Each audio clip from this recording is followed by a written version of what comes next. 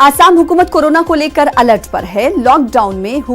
अवाम से मुकम्मल ताउन की अपील की गई है। इसी सिलसिले में आसाम के वजीर आला सर्बानंद सोनोवाल ने तमाम मज़ाहिब के रहनुमाओं के साथ एक मीटिंग की और सभी से लॉकडाउन में मुकम्मल ताउन की अपील की ताकि इस मुहलिक वबा से जल्द निजात मिल सके। मीटिंग में मौजूद तमाम मज़ाहिब के रहनुमाओं ने वजीर आला को इस सिलसिले में मुकम्मल ताउन का भरोसा दिलाया।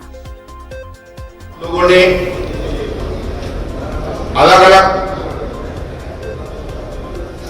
धर्म की, जैसे हिंदू, मुसलमान, क्रिश्चियन, बुद्धिस्ट, जैन, सिख, अलग अलग धर्म की जो भी गुरु है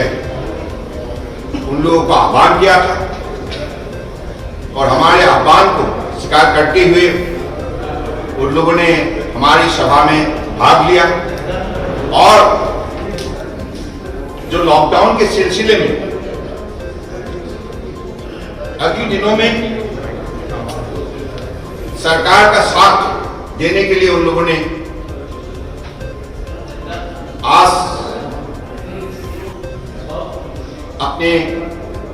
बात रखा और उनका कहना है कि अगर हम सोशल डिस्टेंसिंग निष्ठा से अगर हम